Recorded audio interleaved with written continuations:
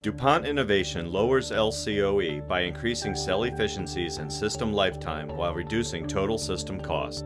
Materials matter.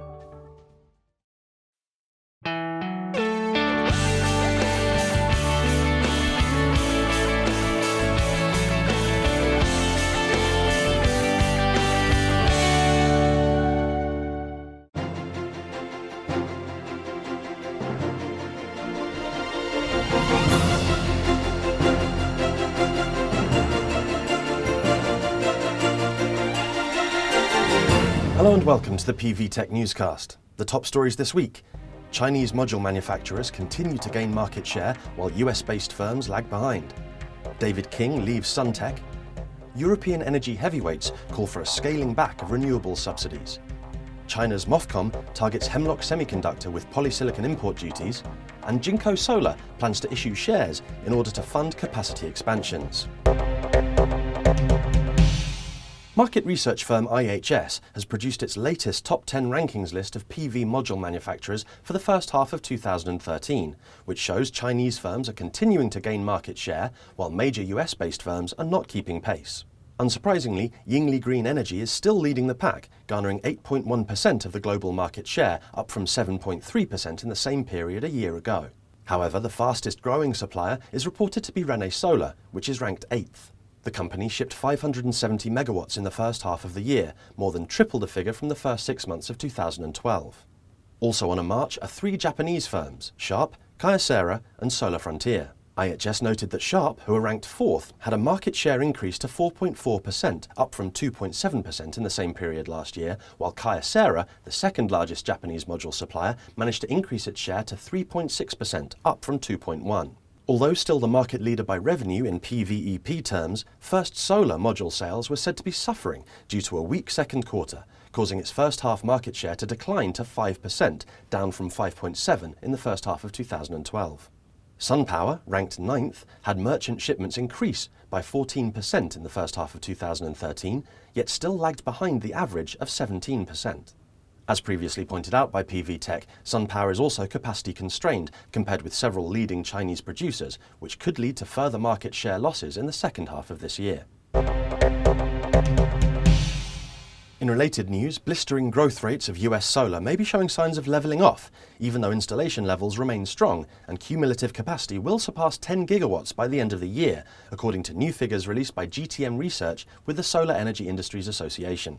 Across all 3 market segments, 832 megawatts of PV was installed in the second quarter of 2013, representing a 15% growth over the previous quarter and a 1.5% increase year-on-year, and the second best quarter ever.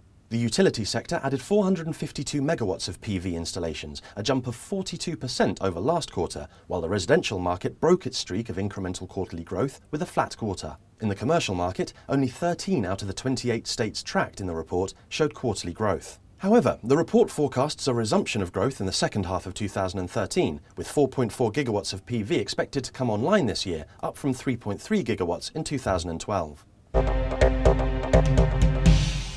Further boardroom disputes at struggling Suntech Power Holdings seems to have resulted in another major exit, this time by acting head of the company, David King.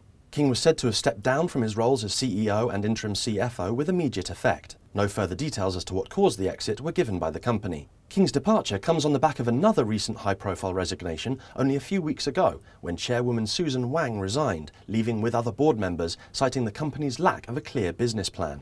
Zhu Weiping has been appointed interim CEO and interim CFO with immediate effect, while Suntech's board said it would look for a new CFO. He will retain his roles as Suntech's president and a director of the company. King joined Suntech as CFO in May 2011, since when the vast majority of long-standing executives and regional directors of the company have left.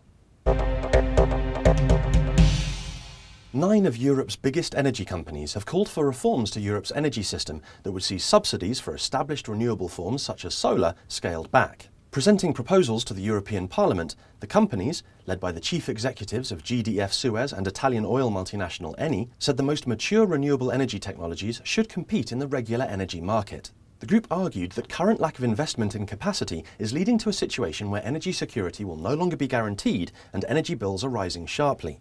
To prevent further bill increases, the group said subsidies for renewables should be adjusted to reflect market conditions. The group also called for the EU to set an ambitious but realistic carbon reduction target for 2030, alongside an expanded European emissions trading market. The squeeze on renewable subsidies demanded by the group is already happening in many parts of Europe, with Spain, the Czech Republic and Romania among countries that have introduced controversial measures to cut support for solar.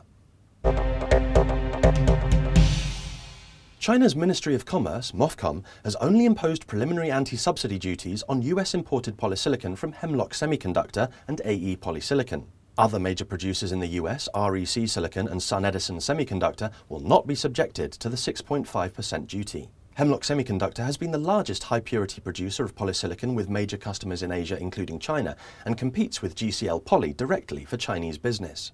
China had previously imposed preliminary anti-dumping duties on US and South Korean producers, while excluding the EU after an agreement was made in the PV products trade war between the EU and China.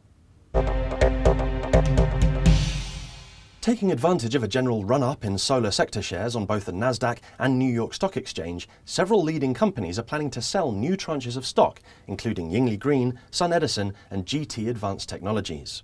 Yingli Green Energy kicked off the current wave on the 6th of September with an SEC filing to prepare for a total issue value of $200 million in common shares. SunEdison also filed documents with the SEC on the 10th of September to issue 30 million shares of common stock, which could generate around $250 million in new capital. The vast majority of companies in the PV sector and across the supply chain have been reeling from 2 years of losses as overcapacity drove prices of all components to unsustainable levels. Many in the PV module manufacturing sector are carrying sizable debts after aggressive expansion since 2009 and now need cash injections to pay them off, as well as funds to meet growing demands and ramp existing plants to return to profitability. Previous to the latest wave of share offerings, First Solar tapped the US markets for a cool $427.7 million in July. Canadian Solar and Rene Solar are among the other companies bulking up their balance sheets as companies continue to pursue the downstream market. Meanwhile, Jinkosolar plans to issue 3.5 million American depository shares that the company said in an SEC filing could net it significant new capital to fund capacity expansion and other activities. While it is broadly understood what all these companies stand to gain from the share issues, Jinkosolar is the first company to explicitly mention using the proceeds to expand manufacturing capacity. However, the company did cover its tracks by noting that the capital would also be used for the development of solar power projects and the usual commentary of being used for general corporate purposes. And that's all for this week. We hope to see you again next Friday, and in the meantime you can keep up to date with all the latest PV news via our website and our Twitter feed. Thanks for watching.